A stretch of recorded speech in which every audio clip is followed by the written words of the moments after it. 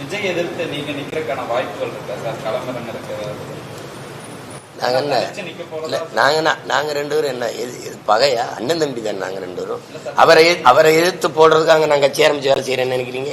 அவரை எதிர்க்க வேண்டிய சூழல் வந்துருச்சு. ஜனநாயக போட்டின்னு ஒண்ணு இருக்குல்ல, தனிப்பட்ட போட்டி இல்ல.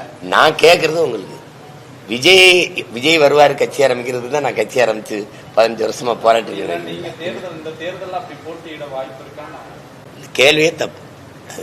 சும்மா அதில்ல சார். அதிகார பலம், பணபலம் எங்களுக்கு மத்தியில நீங்க பேச்சு மட்டுமே மூலதனமா வச்சு பேசிட்டு இருக்கீங்க. உங்களை நம்பி போட்டியிடுற தம்பிகள் சோர்ந்து போக மாட்டாங்களா? சோர்ந்து போக மாட்டாங்க. எத்தனை தடவை சொல்றது? சோர்ந்து போற கூட்டம் மாதிரியா இருக்குது?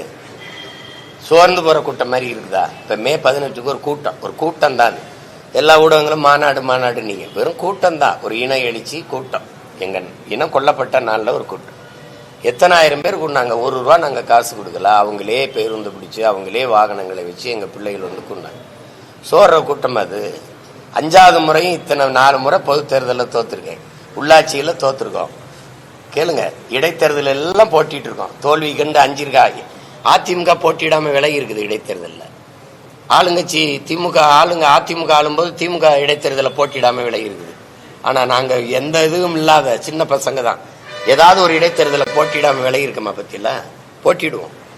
இம்முறையும் தனித்து உலக அரசியல் வரலாறுலேயே இவ்வளவு தோல்விகளை சந்திச்ச பிறகு மறுபடியும் 5வது முறை துணிந்து ஒரு அரசியல் இயக்கம் போட்டியிடுது அப்படின்னா அது நாம் தமிழர் கட்சியா மட்டும்தான் இருக்கும். காரணம் என்னன்னு கேளுங்க, கேளுங்க. எங்களுக்கு இருக்கிறது சோற்று பசி இல்ல, சுதந்திர பசி. வயிற்று பசி இல்ல, என் மீன வரலாற்றின் பசி. சோம்பலும் ஓய்வும் அரசியலில் தற்கொலைக்கு சமம். உங்களுக்கு விளங்குதுன்னு நினைக்கிறேன். வீர சுதந்திரம் வேண்டி நின்றார் வேறொன்று கொள்வார் அப்படிங்கிறான் புரட்சி எங்க பாட்டன் பாரதி. அது மாதிரி எங்களுக்கு வேண்டியது இந்த வெறும் தேர்தல் வெற்றின்னு நாங்க பார்த்து இந்த களத்துக்கு வரல.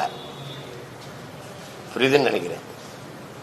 செய்திகளை உடனுக்குடன் தெரிந்து கொள்ள கீழ்கண்ட கேபிள் மற்றும் டிடிஎச் நெட்வொர்க்குகளில் எம்நாடு செய்தி தொலைக்காட்சியை காணுங்கள். பாதகம் செய்பவரை கண்டால் நாம் பயம் கொள்ளலாகாது பாப்பா.